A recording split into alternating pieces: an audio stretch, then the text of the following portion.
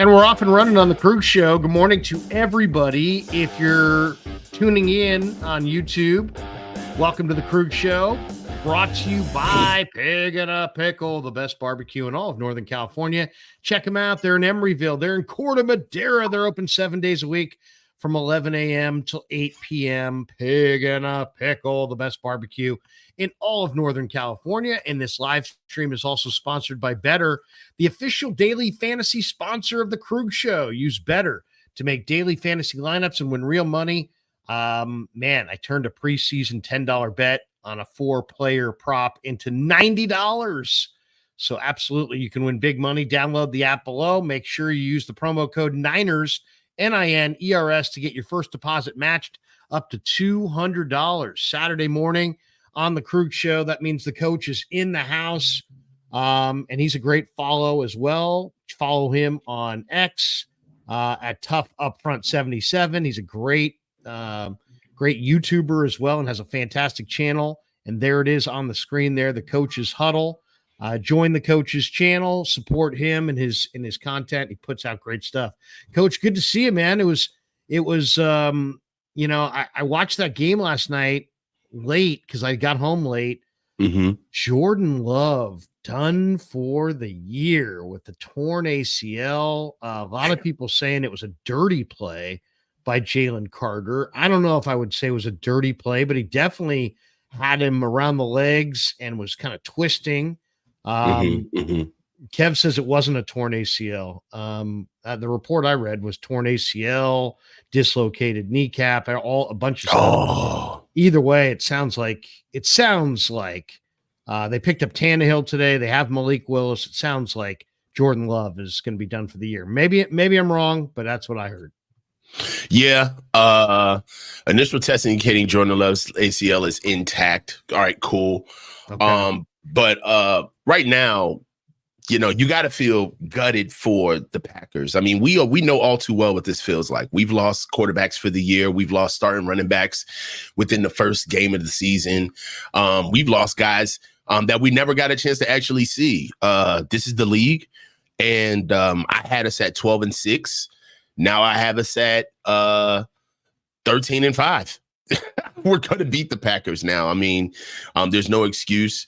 And to be honest, that's my main point. Let's keep the main thing the main thing. The season has started.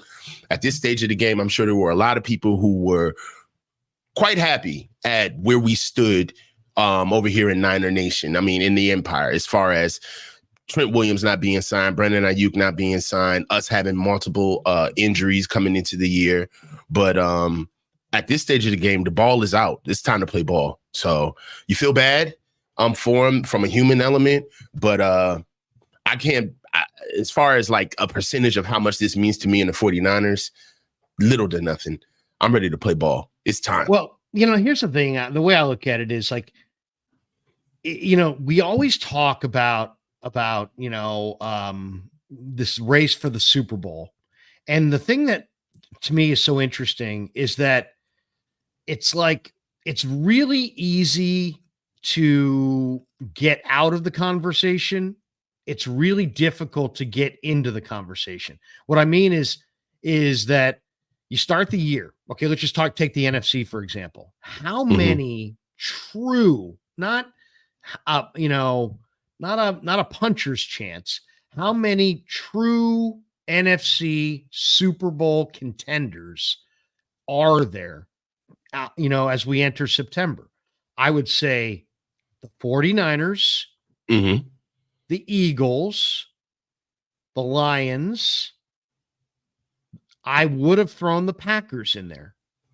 And I probably, Coach, would have ended it right there. I like the Rams, but I don't really believe in the Rams' offensive line or their depth or their defense without Aaron Donald. I like some things about Seattle, but I don't believe in Geno or that offense, though there are some decent weapons. Or their defense, really. Their defense got pushed around. We'll see what McDonald does. But, I mean, I think the Rams and the Seahawks are kind of interesting. I know Dallas has got some talent. There could be some teams that I'm not thinking of right now, like Washington, Atlanta. They could sneak in. That could maybe enter the Super Bowl contender in the NFC thing. But to me, it's like Niners, Eagles, Packers, Lions. Those four for sure. Maybe, Coach, we could come up with a fifth, but those four are it. So now if you take away the Packers quarterback, now we haven't even gotten to week 1 really yet. It starts tomorrow in earnest. We've now down to 3 contenders. Do you see what I'm saying? It's like, yeah, it's like, and like if the Niners lost Purdy, knock on wood, they wouldn't be a contender. And if the Lions lost, I don't know. I mean, I don't know if maybe Goff, I guess. Maybe I don't know how good Hendon Hooker is, but let's just say they lost Goff, then they would probably be, not considered contenders. So it's like, is Atlanta a contender? Are the Rams a contender? Are the Seahawks a contender? I would say they're not. But when you only really have 4 contenders and you lose a quarterback, it's kind of put. I mean, I don't want to say that Green Bay can't do anything. It's a talented organization. They're great, well coached, lots of talent, both sides of the ball. But come on, man, you just lost Jordan Love. You're going to win now with Tannehill or Malik Willis. It's hard to envision, right? So it's like one of those things where I almost feel like the NFL is such a battle of attrition. And it's like the last team standing, and you don't necessarily have to be the best team. You just have to be the best team that didn't have the killer, 3 injuries, right? Jordan Love's a killer injury. If you lost your quarterback, it's a killer injury. If you can avoid the killer injury, I think you got a great shot. I mean, it sounds wild, Coach, to say, "Oh man, the Niners, they got a great chance to go back to the Super Bowl," especially since history tells us how difficult it is when you lose the Super Bowl to go back there the next year. But just looking at the conference, looking how it's super thin as far as at the top, I love the Niners' chances if they can keep Brock Purdy upright this year. I love their chances of going back to the bowl. What do you think? Yeah. Right now, there's 2 games that really matter to me. It was one that happened last night versus the Packers and the Eagles, and Sunday night versus the Rams and the Rams and the Lions play Sunday night. Yeah. Those 2 games are what matters to me as far as like looking at what's a litmus test for where the NFC stands. Right. I want to be able to see what the Rams look like, because the Rams have always been a team that they're fashioned after our own scheme, but they've always had the quarterback situation together ever since they got Matt Stafford. But how physical can they be? Can they develop a run game? Can they have a consistent run game? What does their defense look like, particularly linebacker wise? They've always had, below average linebackers. As far as the Lions are concerned, have they continued what they did last year? Right? Have they shown that they can keep that running game together? I don't know if Jahmyr Gibbs is back for them and what they're going to be able to look like to have a consistent running game and to be able to own the trenches. But they spent a lot of money on their offense and defensive line. So I want to see if they can necessarily not only be up to snuff, but carry over the same success that they had last season, or are they smelling themselves? Right? I want to be able to see all of that. Now, as far as the game that we saw last night, both of those teams are 2 imperfect teams, right? Particularly in the trenches on defense for the Eagles and the Packers. They can't stop the run. Full stop. They can't stop the run. So right now, the Niners, we have to see if we've carried over the same level of play that we had last season. And if we do, just that alone, not the new wrinkles, not the new players that we brought in, if we can just keep the same level of play that we had last year and marry that over into this season, I think that there's no question that we should be a leading team in the NFC right now. We had a chance to sit back for months and watch everybody else get better while we sat back and waited for us to just basically what it seems is like field a team and put it together through camp. And it can kind of skew your judgment on what you think other teams are doing while you're not particularly doing what you need to be doing throughout the offseason. But like I said, if the Niners come out and pick up right where they left off as far as the level of play that they have, the running game is still there. The defense, we are still led by our defense with controlling the clock early and coming afterwards where our offense, where we protect our defense with our scoring, where we take running games away from teams.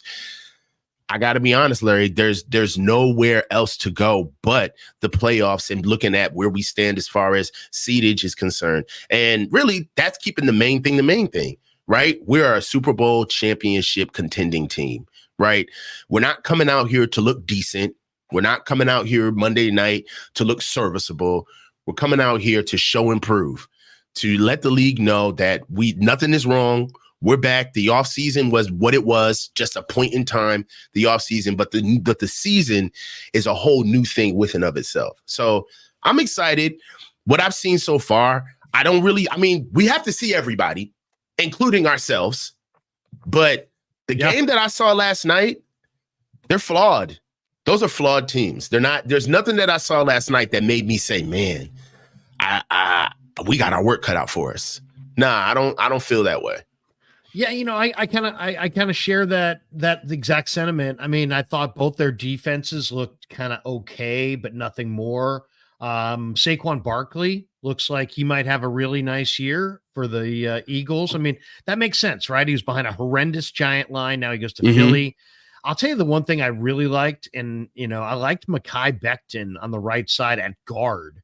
The Mekhi Becton, Lane Johnson, right side of that Eagle line. Mekhi Becton's been a guard for a long time. I don't know how many injuries he's had to have before they sticked his big butt on the inside. He just doesn't he's a mountain of a man, right? Maybe the biggest offensive lineman ever, right? Well, they got Matai. They got maybe his contender at left tackle. Yeah, like Malata. So I love what they're doing at offensive line, but again, can he stay healthy? Can Saquon stay healthy? That's a real question. That's not me hating on the kid. And then at the same time, Jalen Hurts is mid, bro. He's so he's so mid. I'm sorry, man.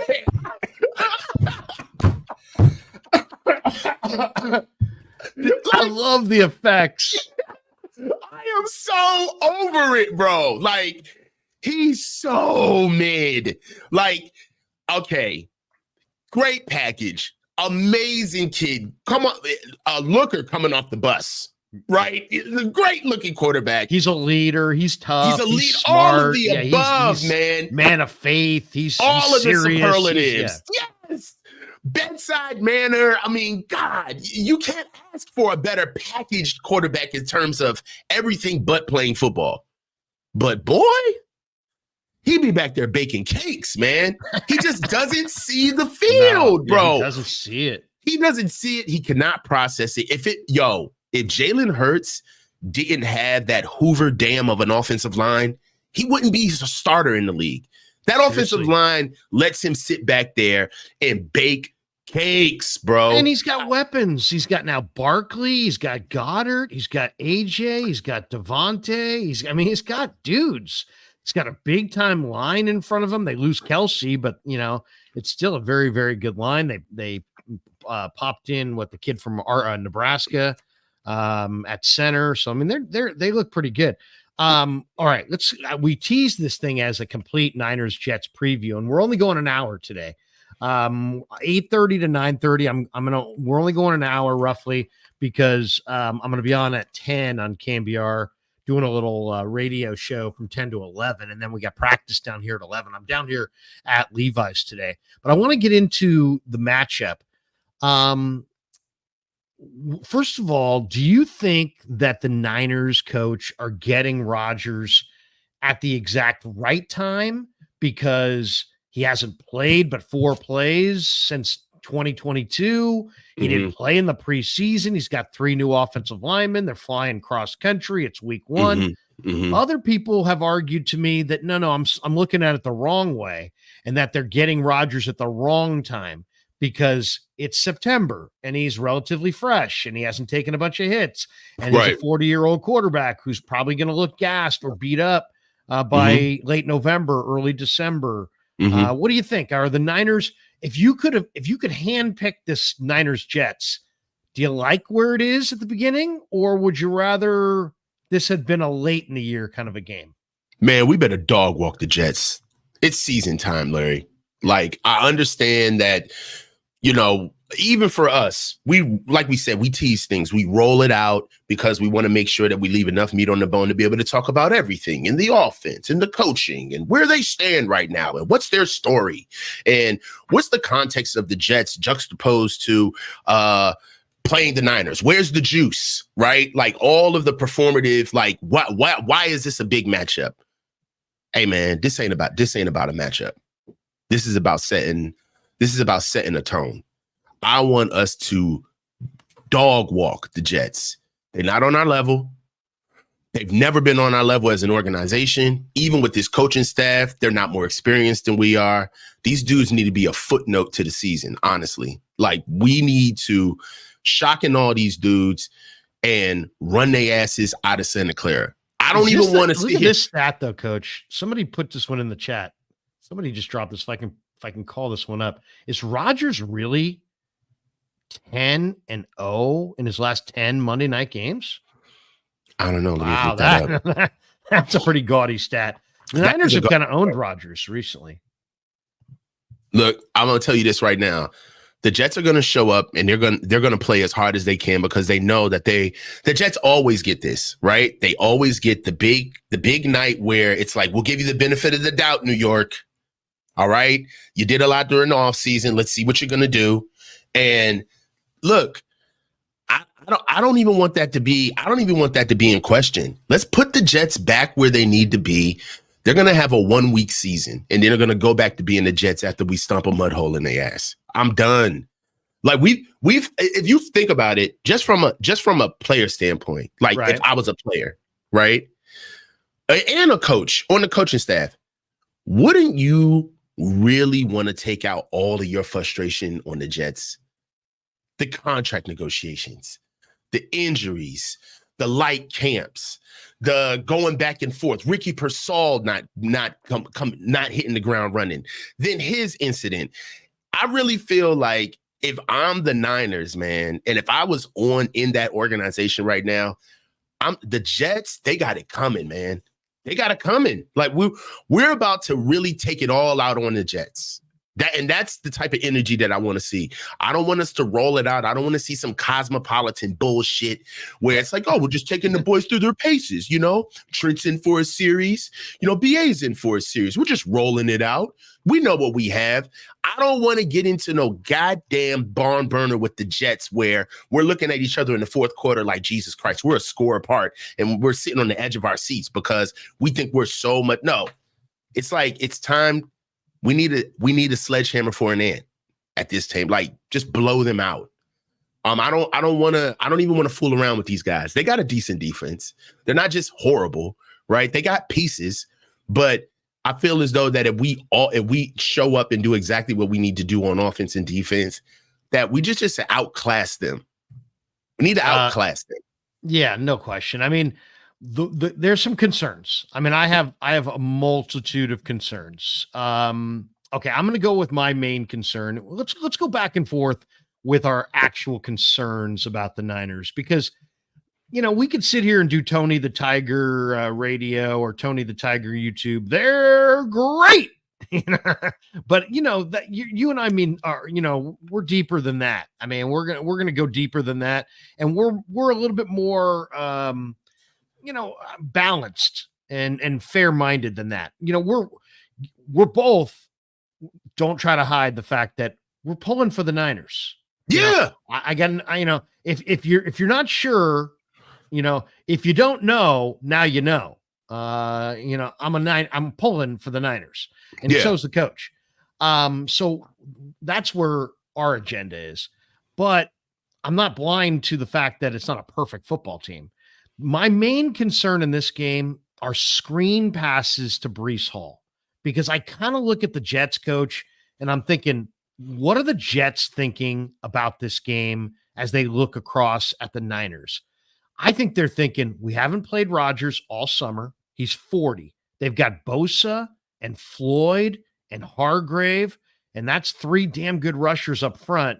We can't let this guy get pummeled. We can't lose for the second year in a row our entire season by losing Rodgers to a season-long injury. We must protect him. So I think the game plan for the Jets is run the ball and short passes, neutralize the Niner rush, get the ball out, lots of screen passes, try to use the 49er pursuit against them. And coach, I got to be honest, I think the Niners are literally a coin flip on defending these screens. Sometimes they make the play. Other times there's so much room that it's scary. So it's like I look at some of these screen plays the last couple of years and the way they've defended them, and it just looks like every play could potentially go to the house. And sometimes they make the plays, but sometimes there's so much room there that it's really makes you kind of, God, I hope they don't run that again. So I'm expecting a heavy dose of Breece Hall, who actually had more receptions last year in the regular season than even CMC. I think Breece Hall is going to be a major, major factor on the checkdowns, on the screens. And that to me is my biggest concern going into this one is, can they neutralize that short passing game? What do you think? Yeah, I mean, right now, the Jets offensively last year were ranked 18th. Coming into this year, they're ranked 25th. But one thing about them is that they need to do those screens because one thing is that they spend a lot of money on their offensive line. They're up to $33 million on their offensive line. And the offensive line is projected to be ranked 28th this year in the league. So one thing that you can do to be able to get movement is I think those guys are really big. They're not necessarily nimble or fast. That's really their problem is that they got a zone. They run zone, but I feel like they got a gap scheme offensive line. So they're bigger bodies that go north and south, not necessarily interested in going east and west and beating guys to the point of attack, especially on outside zone. You don't have a tackle for it. That's why they went out and got Fashanu. They're trying their best to be able to create a running game that replicates what we do offensively, right? Kind of like a multi-pronged attack. But when things get bad, they know that we're going to try to come and get Aaron Rodgers. And they also know that the best thing that they have right now outside of Aaron Rodgers on their offense is Garrett Wilson and Breece Hall. They're going to try to get him in space and give him, how can I say, best bang for your buck reps, right? Where you want to be able to use Breece Hall's attributes to the utmost, but at the same time, you want to do it in a way where it's the least wear and tear on him as possible, right? Kind of what we do with CMC. We get CMC out in the slot.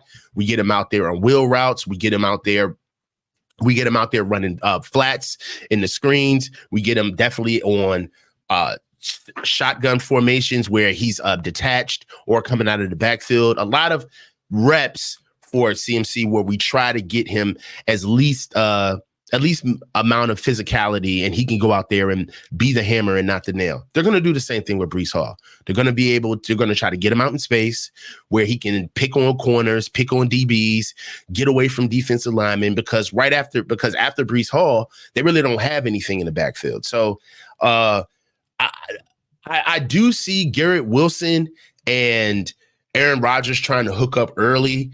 But I'll tell you this, Larry, you won't see Breece Hall running those screens if he can run the ball all day. If they can simply just turn around and put the ball in his stomach and say, go, it's not going to be as artful as you think it is. It's just going to be, we're going to pound these guys down, pause. So, look, I see a path to get beat because it is the NFL, right? There's a path for us to lose this game. Yeah, any game. Exactly. Yeah. Anybody can get beat. What I'm saying is that there's a lot beat that the Eagles last year, right? Right. Exactly. With Aaron Rodgers going down. Right. Right. So right now, I just feel like there's a lot that has to happen offensively for these guys to really be a threat. Where I'm looking at is where I see the game is defensively for us. Right. We're going to be able to see kind of like two Titans that we know go at it, where you're going to be able to see Javon Kinlaw and Dominic Pooney go against each other. That's going to be a good matchup that I want to see. Quinnen Williams versus Aaron Banks. That's a good matchup that I'm going to see. Jermaine Johnson, the young 6'5", 265 pound DN that they got out of Florida State. Really talented.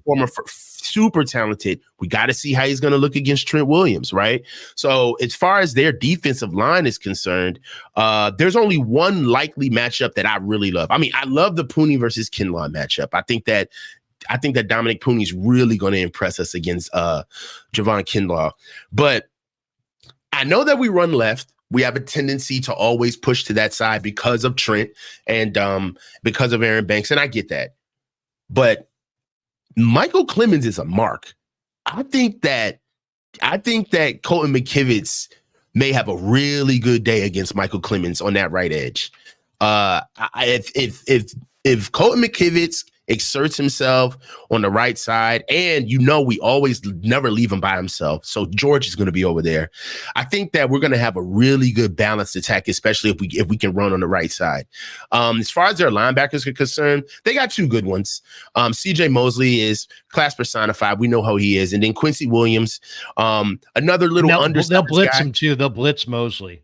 Yes, they will blitz Mosley. And with Quincy Williams, another undersized linebacker, kind of gives me D. Winters vibes, more sideline to sideline, not necessarily a thumper, is going to get you in the backfield, but he'll get those shoestring tackles. You got to be able to keep your knees up running through with him.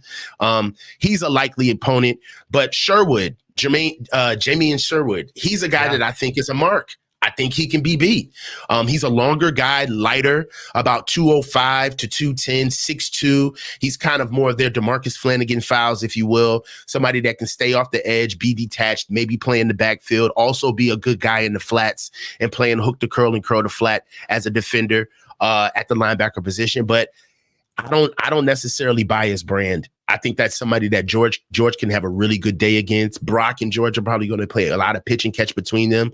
But really, out of everything that I've talked about with them defensively, it's their safeties.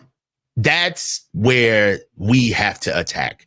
Tony Adams and Chuck Clark are pretty much the only thing that really don't. They personify what Jets is. They're undersized. They're slow. They're unheralded. These are guys that we can take advantage of.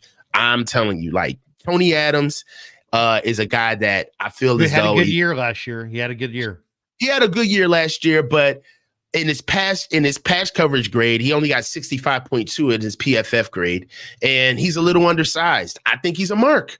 I think there's holes on this defense that we can get after. They definitely got some great pieces, but we're not going against I really feel like this defense is kind of taking a step back in a sense where they were ranked third overall last year. I don't see that this year. So the Jets are a team that I feel like they're going to give us a good fight because it's opening day and you got to do something on Monday night. But once all of the emotion dissipates and it's time for the cream to rise to the top, I don't see a problem beating these boys. They were 25th against the run. We'll talk more about it. We're gonna do our better spot right here, but they were 25th against the run. They added Kinlaw up front. He's put on 30 pounds. He's going to bull rush Brendel. This game he's going to take very, very personal because he was here, and it's going to be an emotional game for him. He's obviously next to Quinnen Williams inside. We'll talk about Big Q in a little bit here. But to me, I think it's going to be very difficult to move Kinlaw at 340 or whatever he's weighing these days out of there, especially with Brendel at 285. I think if you're going to run, you're going to have to run to the edges.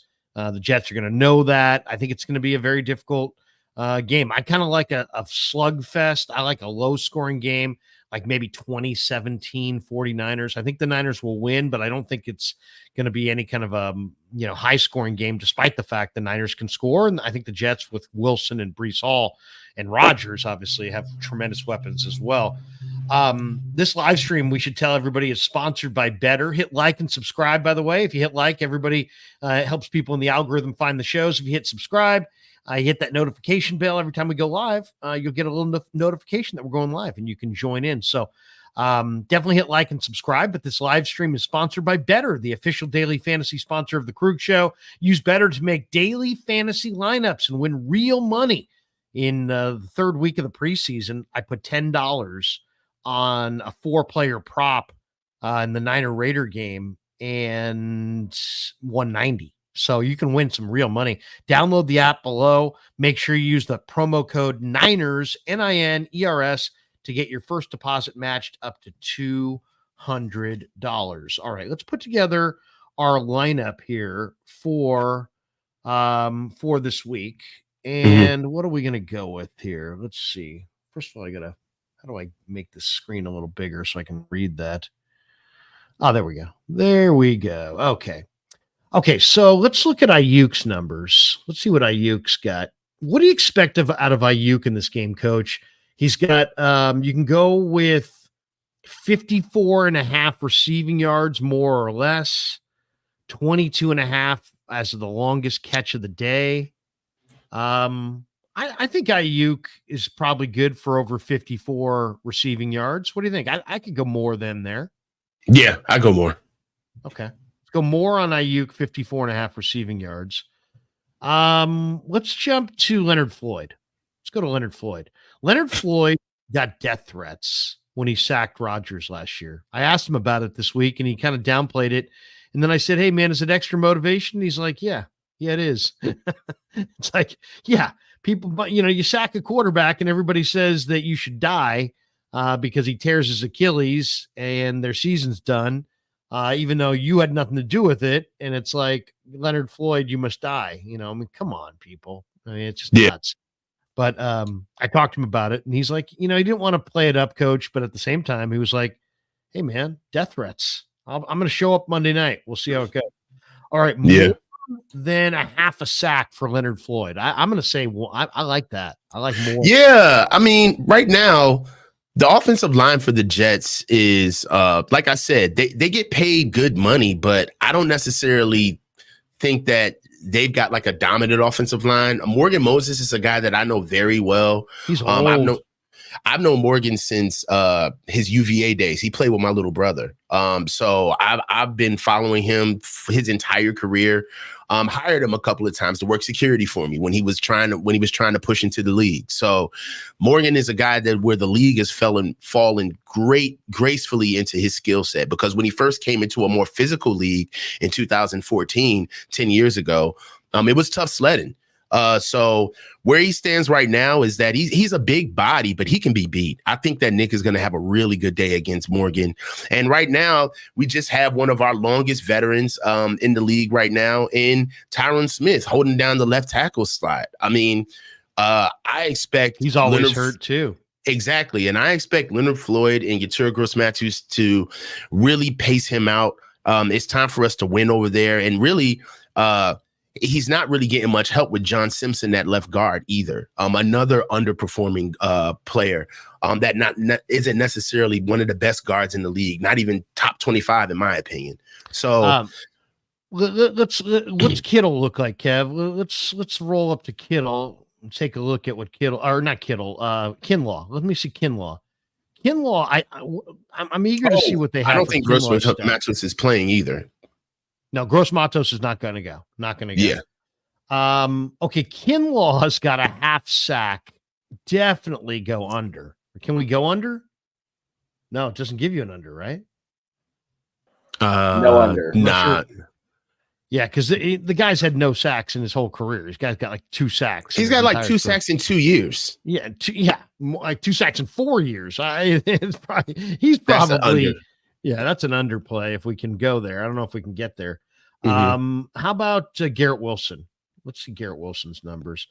We can go with 7.5 receptions or more or less there, 68.5 receiving yards, 22.5 longest catch. I like Garrett Wilson to have a big night. Rodgers to Garrett Wilson, they're gonna connect for at least 70 yards. I go more than the 68.5. I think that he's not gonna have as many receptions though. He'll hit them. He'll when he gets them, it'll probably be big plays. But I don't think the Garrett Wilson all day catching the ball from Aaron Rodgers. Let's see CMC's numbers, or is there Mason? Can we see CMC or Mason here? Let's see CMC. So you can go with fantasy points, rushing yards, 75.5, though. That's a little on the high side because they could take him out of the game. 16.5 rushing attempts. That sounds a little on the high side.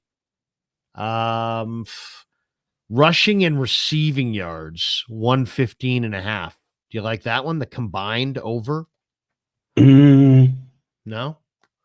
Oh, Yeah. You can go over on just receiving yards, 36.5. I could see that. Well, one thing I think that CMC is going to have just as equal as an impact that he did last year, but I don't think the numbers are going to be the same because it is time to start getting Jordan Mason in the enough. Can we look at what Jordan Mason's numbers are going to be for this game? I would love to know that it's week 1, it's week whatever, and no matter what, if he's healthy, Jordan Mason will play. I mean, enough is, and we saw him during the summer. Do they even offer a Mason? It's crazy that they don't. I don't see a Mason thing in here. No, he's not even up there. Yeah, I don't see Mason. The one I like of McCaffrey is the over on the receiving yards, 36.5 receiving yards. I think they might. I could see his numbers being like 50 receiving yards and like 20, 30 rushing yards. I don't think he's going to have a big day running the ball, but I could see him having, 50 yards receiving. I will say this. I do think you're hitting on something. It is time for the Niners to put Jordan Mason out there. Early, late, often. I mean, CMC's got a calf injury. He's got, they're saying it's a calf / Achilles. He says he's ready to go. I don't doubt that he's ready to go, but guess what? So's this kid. This kid's been ready to go. And I can't watch the Niners roll out CMC at less than 100% anymore as Mason's 100%. I mean, that's what we saw late in the, last year. You had CMC just totally beaten up, but he's out there taking more hits. And you have Mason who's completely fresh and he's not on the field at all. It's like if you don't have a good second back and you're Dallas, then you got to lean on your number one back. But if you have a good second back, why do you not lean on your second back? I don't get that. I really don't. Well, a lot of that is, I feel like a lot of that was helping Christian out. If you think about it, Christian has kind of had he's had like a street cred career in a sense where it's like, the guy where it's like he's local, right? He's like neighborhood famous, but he's not necessarily like on the nation. He's not necessarily put out there to be seen like across the nation. And I feel like Christian, his skill set has been hidden for a little bit over in Carolina. Not necessarily a lot of people really, they know what he can do, but they haven't seen it on the stage that counts. And I really do feel as though that's what Christian's been doing since he's been here. He's been not only helping us win, but in a sense, he's been solidifying his legacy where it's like, all right, I need these years that I've been doing at Carolina. This stuff has got to stick here. It matters here. I need to do it in the playoffs. I need to do it on prime time while everybody's watching. I need to have these carries in the Super Bowl. So I understand that. I feel as though that you can chew bubblegum and walk at the same time. I'll say this, Christian, his Hall of Fame career is solidified. It's time to start pacing him out now. Like it's time. Yeah, no, seriously. Last year was about his stats. He got his stats. He got his money. Going forward, it's got to be about the Niners. Preserving him. About exactly. the Niners. And it's got to be about the Niners and what's best for the Niners and not what's best for Christian. By the way, this live stream sponsored by Better, the official daily fantasy sponsor of the Krueger Show. We'll put up our lineup one more time. Use Better to make daily fantasy lineups and win real money. So we're going with Brandon Ayuk over more than 54.5 receiving yards. Leonard Floyd more than a half a sack. So he's got to get he's got to get one full sack. Can't get a half. Garrett Wilson, more than 68.5 receiving yards on Monday night. Christian McCaffrey, more than 36.5 receiving yards. And once again, so, download the app below. Make sure you use the promo code Niners. You'll get your first deposit matched up to $200. Of course, this live stream sponsored by Better, the official daily fantasy sponsor of the Krug Show. Use Better to make daily fantasy lineups and win real money. I'm loving Better. You will as well. Once again, download the app below. Make sure you use the promo code Niners, and you'll get your first deposit matched up to $200. All right, let's get into a little bit more of this matchup. Kyle Shanahan in week 1, coach, is 3-4. He's under 500. If he wins on Monday night, he's 500 in week 1. The Niners on Monday Night Football have been awesome. 52-31 on Monday night, 30-15 on Monday Night Football at home. So they've been really, really good on Monday Night Football games at home, and this is a Monday Night Football game at home. Now, Nick Bosa said something this week that I thought was interesting. He said that the 49ers D-line, in his mind, is improved. And I guess, do you agree? Do you agree with that? I mean, gone are Armstead, Kinlaw, Randy Gregory, Chase Young, enter Malik Collins, Yatir Gross-Matos, Leonard Floyd, Jordan Elliott. Is the 9, if that were a trade, would you make that trade? What trade? Would you trade basically the Niners in this offseason essentially traded Armstead, Kinlaw, Gregory, and Chase Young for Malik Collins, Yatir Gross-Matos, Leonard Floyd, and Jordan Elliott. Would you trade the D linemen that they used to have for the D linemen that they have? I guess the question is, have they upgraded? All right. Do you agree with Bosa? He says the line's improved. Well, that's hard because one thing, let's just get the elephant out of the room. Javon Kinlaw is a bust. He's not what we expected him to be. He's a bust. So with that, you know, I tend to want to withhold judgment to see exactly what Nick is talking about, because initially we've lost just size. We don't look as big as we usually do. Like we're not like a physically imposing looking D line, which doesn't matter for much, but it's just something where you, from the perspective that where we sit, it's noticeable. I think that I think that we're faster this year on the defensive line than we were last year, especially in the interior defensive line. I think that Malik Collins and Jordan Elliott are actually an upgrade as far as athleticism is concerned with both of those guys. But can they hold up at the point of attack? Are they physical? Right? We can get defensive linemen that Larry, we know guys like this, like defensive linemen that always love to get skinny. And it's like, we don't need you to get skinny. We need you to 2-gap. We need you to hold down. We need to hold down a double team. You need to get on your knee and create a mountain at the point of attack in the A gap. Like, you're going to have to be a force. Like, and sometimes, Larry, we know a lot of D linemen where they use their athleticism and them going to go get the ball carrier as like their excuse as to why they're always pushed out of gaps, so they're not being physical. And it's like, well, bro, the only people that are supposed to be doing that are linebackers. That's my only thing with this defensive line, is that are they physical enough to hold up at the point of attack? Now, we've seen some plays in the preseason where Jordan Elliott, you love it, right? Or no, that's Malik Collins, rather. You love it. Got his man staunch in the hole, 2 gaps, throws him to the left, throws him to the right, stays inside of the hole. That's what you want to see. That's what we wanted to say from Javon Kinlaw. I don't think I've ever seen a rep like that from Javon Kinlaw, ever. Where he throws guys away and yeah. He just never seen a rep like that from him. He really, coach. I mean, the great part about defensive tackles like Kinlaw is that you don't need to do a ton. You just need to absorb bodies. But you know what? He really challenged that notion because he didn't need to do a ton, but he did less. Like, you don't need to rush the passer that much, but he didn't rush it at all. You don't need to be a monster against the run and come off blocks like you're describing with Collins here. But Kinlaw, I don't know that he ever did that in the entire time he was here. I can't see him engage an offensive lineman, throw him away, get another offensive lineman, throw him away, and then stay in the gap. Back. Yeah, and what I've never seen anything like that. I liked him as a guy, but what I didn't like about him as a player, he had the worst vision on the ball carrier ever. Sometimes he would stand up the offensive lineman in the hole with incredible strength.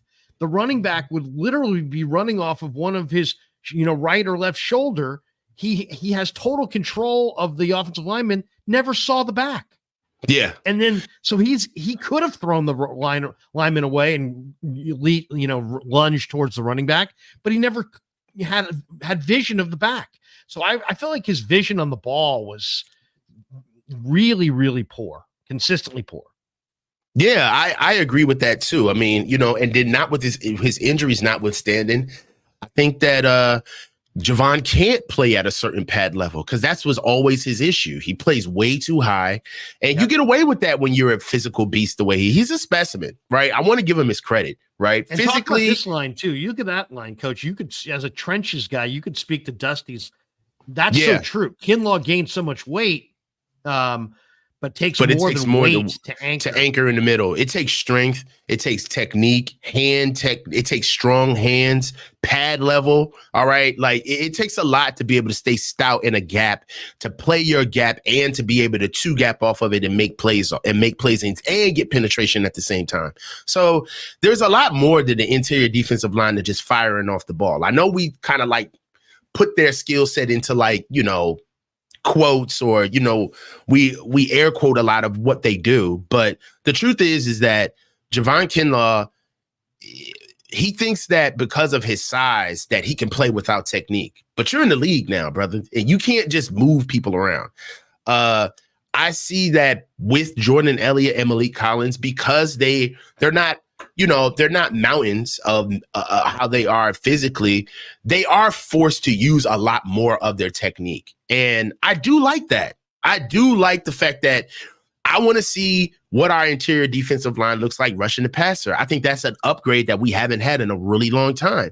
The last time that we had interior pressure on a consistent basis that was elite, 2019, maybe when Eric Armstead was like at his healthiest, right?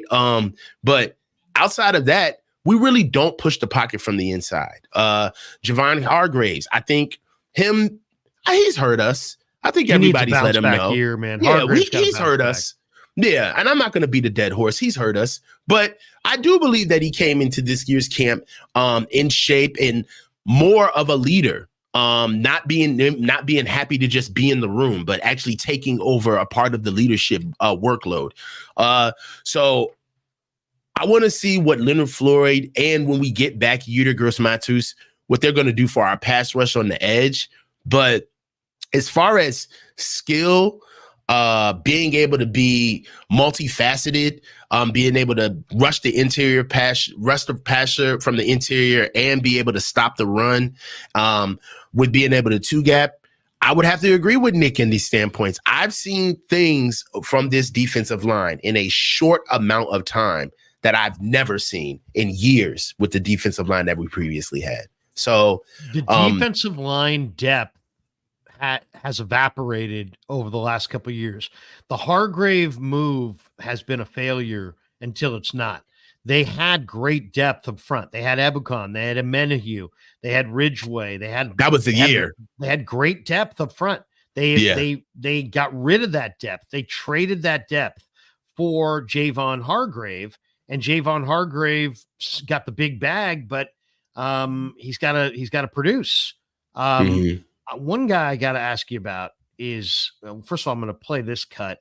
This is Forster talking a little bit about Quinnen. I asked him about Quinnen. Listen to this. Quinnen Williams, speaking of great players, is there's a lot of big, strong guys, but he's obviously great. What makes him so great? He's got a low center of gravity. He's got bigger. Our guys were laughing the other day. He's listed at 303 pounds. I don't think he's at 303 anymore. That might have been his combine weight, but he is a load, and he plays with a great center of gravity. He plays with great energy. He's got explosion in his body. So he's one of those guys. We listed a bunch of guys the other day as to where he would rank with, and I'm not going to give you the ranking between, the great defensive tackles that we face. We face a lot of them. And he's just one of those real strong and explosive guys that you don't get on quick. If you don't take care of your business, you're not recovering. He's too strong, powerful a guy, and it makes it hard to recover. So you got to be on your business early to take care of if you have a chance to take care of it. There you go. A little bit from Firster. This is a big Monday nighter for Aaron Banks, coach, because Aaron Banks, This is it. he's got to block Quinnen Williams. Quinnen Williams, a first-team All-Pro defensive tackle. He's a beast. He's just a monster in the middle. What do you think? You know, he was joking there about how they rank these guys. You watch the league. I mean, there's Chris Jones, there's Jeffrey Simmons, there's Jonathan Allen, there's a bunch of guys. Is Quinnen as good or better than all of them? I mean, where do you put Big Q in this thing? Because he is a monster inside. And you heard Firster say, yeah, 303 pounds. Try 323. Yeah. I'm a Bama guy. So Quinnen Williams. Bosa. The Niners were like Bosa or Quinnen. And there were a lot of people, myself included, that were like, I kind of like Quinnen. They went with Bosa. And at first it was like, oh man, they dodged a bullet. Bosa's awesome. Quinnen sucks. Yeah. Well, now here we are a couple of years in, and Bosa's great still, but Quinnen's equally great. Yeah. 6 sacks from an interior lineman, tied for 20th overall. That's good business right there. And he's got 42 solo tackles for interior defensive line. That ranks in the top 10 of defensive linemen for the year. One thing about Quinnen that I will say is that he's got a motor. And for a big man to have a motor, that's invaluable. Because guys play on different spurts of their fatigue, right? It's like, I'll give you the first half, then I'm giving you 3/4 by the third, fourth. I got a quarter tank half, and you're getting fumes if we go to OT, right? And offensive linemen and defensive linemen, I hate to say it, but there's a brother-in-law agreement where it's kind of like, hey, bruh, you don't go as hard, I won't go as hard. You know what I'm saying? But one thing about Quinnen Williams is that nothing of that can be true. He's got strong hands. One thing that I will say is that he's got independent hands. And what I mean by that is that he can give you more than one move as a defensive lineman. And honestly, if you think about it, just with defensive linemen, it's the tier of how good you are is based on not only just your skill set, but your moves. All right. If you know how to tie together one move, you put together one move, you get a spin, you get a long arm, you get a club, a rip, or swim, whatever you want to throw out there, that can necessarily be your move. However, the greats can give you 2 moves. The unicorns can give you 3, right? and Quinnen Williams can give you 3 moves. And not only can he rip you, but he can club you right off of it. If the club doesn't work, he's coming right back with the spin. If the spin doesn't work, he's going to long arm you. And right when he gives you with the 3rd move, he'll finish off with a good bull rush because he still has the motor to pull it off. He's a rare athlete in the interior for big men. And Aaron Banks he's got his work cut out for him. One thing that I also like about Quinnen Williams that you got out of Aaron Donald a little bit is that Aaron Donald kind of picked his spots. Aaron Donald, he could wreck a game literally whenever he wants to, but he definitely does wait for opportunities to kind of go more bang for your buck. Quinnen Williams, with being 26 years old, I don't think he necessarily has gotten his old man legs yet, but he doesn't know how to pick his spots. He's going, if it was up to him, he would wreck the game literally every play. Every play, he's going to be a disruptor. So it's going to be a good game for us. I think that Kyle does an amazing job at scheming up for situations like this. Now, what hurts us is when we get dogs from end to end. That's what hurts us when we play the Ravens, right? We play those teams where it's like there's just literally no relief on the defensive line. But with Quinnen Williams, I feel like he's going to get a little bit of the Aaron Donald treatment, which what we see 2 times a year.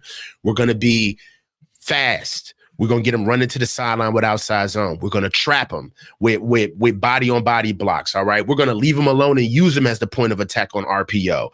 We're going to run around him. We're going to misdirect him, right? We're going to toss crack on him. We're going to double him. So there's going to be a lot of different looks that we're going to have to throw at him, because the worst thing you want from a player like him is to get into a groove. You want to have him on his heels. You want to have him thinking. You want to have him like asking, am I going to get double teamed this play? Am I going to get cut this play? Am I going to get trapped this play? Am I just going to get left alone this play? Like, we have to dictate to him, not the other way around. That's the way that's what I think about him. And I think that's how we should be able to approach him Monday night. James Foster throws a super in here, coach. He says, Jets went 7-10 with Zach Wilson. He says, that's scary considering they upgraded their O-line and Rodgers is now healthy.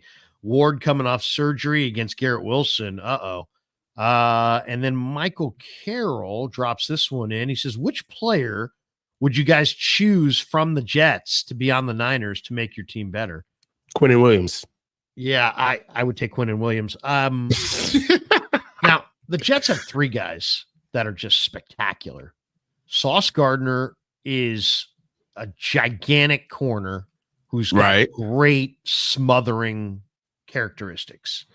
He's an awesome corner, but and then Garrett Wilson, I think, is the best route runner that also can take the top off the defense. There's great route runners, but some of those guys can't get deep. This guy's got ability to get deep on any individual play, and he's exceptionally crisp with his footwork and his body shifting, and he loses guys in his route running. So he's a great route runner, but he's got home run ability. So Garrett Wilson and Sauce Gardner, awesome. Love to have those guys. I'm with Coach. I'm going Quinnen Williams, man. You get those guys up front that command a double team, and they are worth gold. Come on, man. That's why Bosa, got his bag, and that's why Big Q's going to get his bag, and that's why the Niners said goodbye to Armstead, because you gotta have it up front. You gotta have it, and the guys who produce, they're worth every penny. They're worth every penny. If Armstead had produced like a monster, they'd gladly pay him more than they ever paid him. But the fact that he was hurt all the time, had some chronic injuries, was getting older, they're like, goodbye. Did we pick the wrong guy, Larry? Leonard Floyd. Yeah. Did we pick the wrong guy? Should we have kept Buck? Yes. We should have kept Buck. I think everybody felt that. Like, why let Buck go? But I mean, Shanahan did frame it right on the radio about a month ago. He's like, it wasn't necessarily Armstead or Buck. It was Armstead and Ward or Buck. And I still would have gone with Buck. There's a rule. There's a rule that a buddy of mine, the late Bill Urbanek, who coached defensive line in the NFL with the Raiders, the Cardinals, the Bengals in Super Bowl 23 against the Niners. He coached David Grant, Tim Crumry, and Jason Buck and all those guys against the Niners back in Super Bowl 23. He and I worked together in the Canadian League.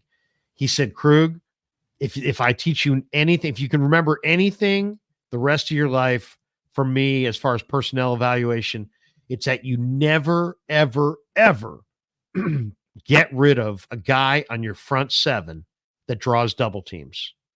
If a guy, it's so rare, teams so rarely double, that if you have an athlete on that front 4 that has to be doubled regularly, you never, ever, ever get rid of him. And I said, Coach, how about if it's Charles Haley and he urinates on the head coach's car? He's like, you know what? That car needed a little urination. He's like, you never, ever, ever get rid of guys on your defensive line that command a double team. There are no exceptions to the rule. And that's what Quinnen Williams represents, man. He's a guy you got to double up front. No question. Yeah. Hey, one last one we're finishing up here on the stream, which is going for an hour this morning because I'm going live at 10, top of the hour. I'll be on CamBR. Join me over there. If you guys are in the market, turn on the radio. If you're not on the market, go to CamBR.com. And we'll do an hour on the Niners from 10 to 11, and then practice starts at 11, which is why I'm down here in Santa Clara. Two last questions for you, Coach.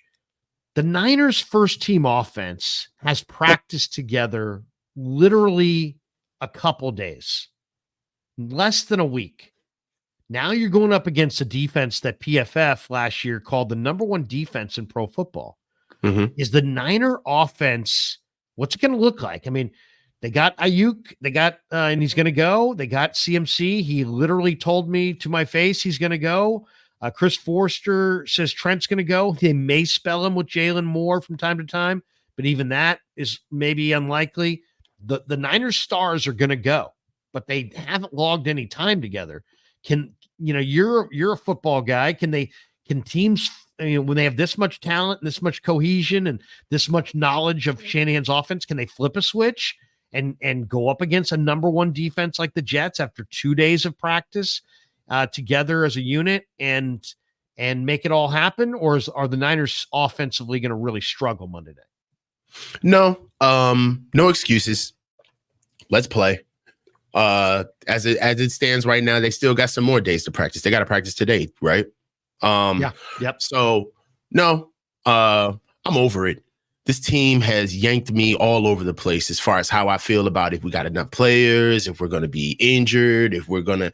No, go out there, do your work. I'm leaving them alone. Go do what you need to do. Go get ready for the season. When the ball is rolled out on Monday night, I'll assess what I see then. But for what it's worth, we already know what it is. They got to find some type of cohesion from literally not playing with each other since February. All right. They're all here. They've all got their money now. Everybody's paid. But one thing is for certain, two things are for sure. They're professionals. They're grown men. All right. These are the guys that tell us that they don't need a camp. Trent Williams sat up in front of us and told us flatly, hey, I haven't really had a camp in years. Camp for me is showing up to see other teammates who may not be able to be here later on in the team for the season, being able to see guys put on their jerseys for the first time and really just use that as a moment for me to use outreach with the fans. That's kind of like verbatim what Trent Williams said, right? So I expect nothing less. BA says that he's ready to go and that, he said it himself. He said, admittedly, I made it more complicated at the end than it needed to be. Well, that's on you, BA. Christian, you got your money, man, and you got married. I don't want to hear it. Show up and play ball. It's time. You're a Super Bowl team. You've been to the Super Bowl. This is what we're expecting. This is what you expect out of yourselves. You've gotten better over the year. You finally got everybody in here on the 11th hour. Go play ball. I'm tired of, I don't want to, just narrative time is over, man. It's time for football. Like, thank God. Like the narratives are over. It's time to actually go see them play. So I'm ready. Two last supers, and I got one last question for you. I think Matthew Waring says, looks like the Ravens are going to use Zay the way the Niners use Debo. Zay Jones, he's talking about. And we got this one as well from Michael. He says, Larry, out here shaved, looking like $1 million, ready for that Niners dub 100. Thank you, Michael. And Murray Hamilton says, how much JP Mason do you think we will see Monday night if CMC is still sore with not have Mason? Should Mason be the primary back? I would love to see Mason used regularly. I'd like to see him get 12 to 15 touches per week. That's what I'd like to see. He's ready. He's had a great summer. Spent $3,000 on a jugs machine, and it shows. He's got great ball skills now. Coach, two last ones. One is, are the Niners in your mind going to start fast or slow? Not necessarily in the game, but in the season. It goes Jets week 1, at Vikings week 2, at Rams week 3, home against the Pats week 4. What do you think? Give me a prediction on a 4-week record for the Niners out of the chute. What do you think? Oh, I thought I had I'm over here rushing I'm around. thinking 3-1 with a 3-1. Maybe the Rams. We lose to the Rams. Maybe the Vikings. I'm thinking. No, it seems like they struggle with the Vikings. I think possibly the Rams. I'm only looking around because I had my. Is this it? Hold on. Predictions on the year. Yeah. I have them written down. All right. So first 4 games, I have them going 3-1. Okay. I got them losing to the Rams week 3. Gotcha. So we both are looking at somewhat of a fast start. 3-1. That's good. That's good out of the Yeah. chute. And then lastly, I went to Twitter and I was looking for your tweet that I retweeted the other day because I was very impressed by it, but I can't find it. I don't know if you took it down. No, it's up. Okay. Well, one of the tweets I'm reading that kind of is similar. It says, can we, and the coach is a great follow on Twitter at Tough Upfront 77. He says, can we sit this one out, content creators? Now isn't the time to spread rumors of the best version of what you heard. This isn't football news. We're officially out of our depth. Have some respect. And this is obviously in response to the Ricky Pearsall shooting. And Coach, I thought your longer tweet was even more powerful, and I don't see it here. Oh, no, it's still up there. It's the latest tweet that I have. Is it before? Oh, it is? It's before that. It's after that. Yeah, it's after. It's way after that tweet that you just read, because that was about Ricky Pearsall. Let me see if I can find you. Or look at your retweets, because you retweeted it. Yeah, I just don't see it. Let me see here. Let me go to the top of your tweet there. And basically, for those who 3 days ago, I can read it for you if you want me to. It's right here. If you could read it, that'd be awesome. All right. So it's a tweet that I put out, and I said, can everyone do me a favor? The moment I start talking on here or YouTube, like I have an inside source with any organization, unfollow me, block me, or never listen to me again. That would mean I've forgotten why I started doing this in the first place. I'm not a journalist. I didn't get the degree. I didn't grind through the hard work. I didn't take the tough jobs. None of that. I'm just a content creator who happened to have spent some time around football and coaching before I got into this. I'm just a guy with a little knowledge and a love for the game. Content creators are not journalists or reporters. We share opinions and connect with people, but we're not here breaking news or acting like insiders. That's what I bring, my small bit of expertise and my ability to connect with people. Nothing more, nothing less. Very strong. What kind of reaction did it get?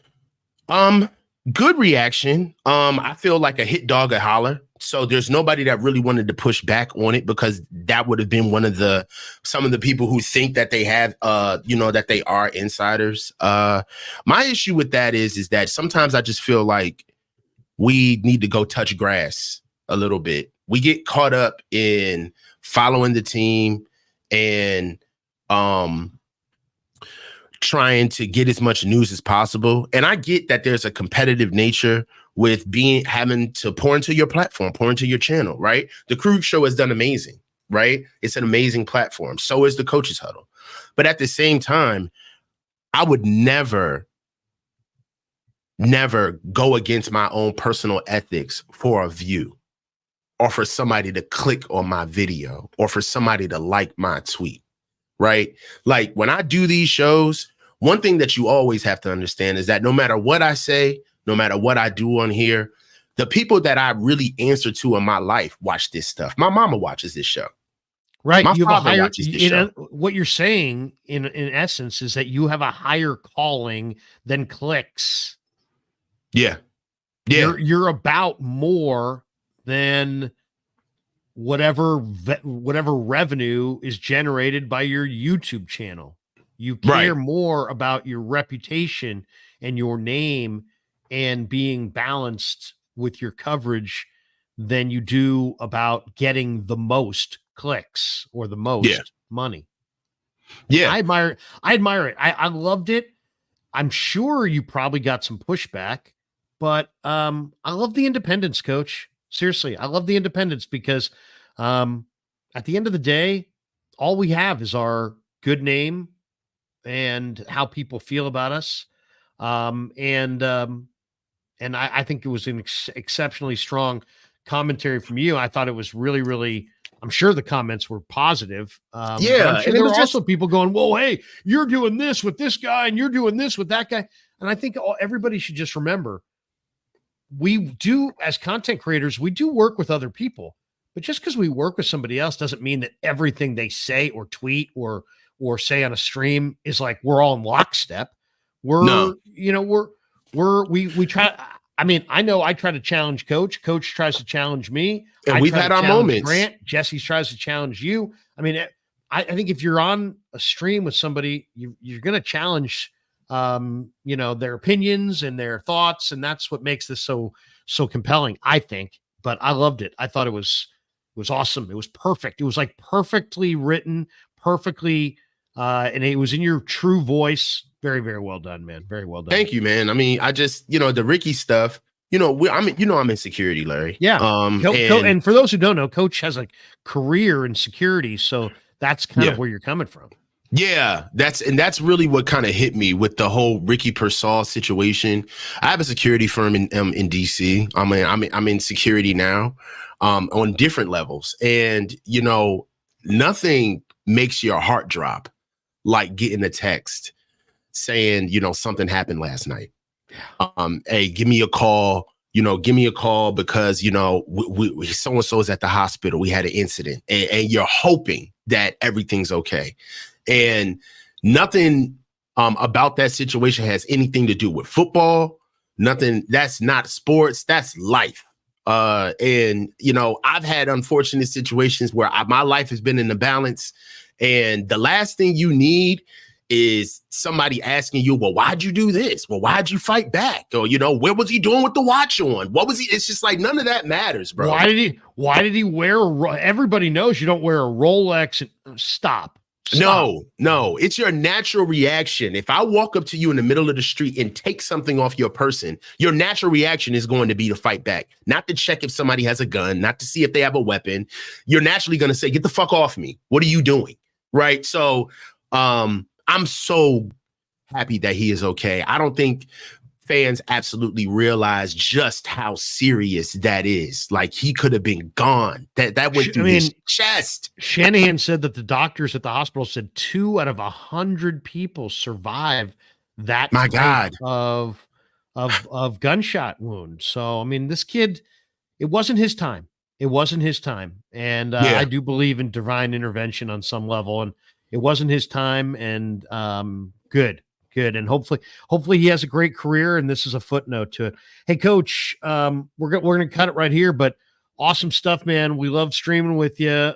Next week, we'll get a chance to actually recap a real Niner Jets regular season game and look ahead to week 2 and the Vikings, and love streaming with you. We'll see you next Saturday. Hey, man, love you guys, man. Can't wait till Monday night, man. Everybody, thanks to Better, the official daily fantasy sponsor of the Krueger Show. Thanks to Pig and a Pick, all the best barbecue in all of Northern California. Thanks to that man there, the coach. Thanks to all of you guys. Go ahead, Coach. Call-in show at 3 p.m.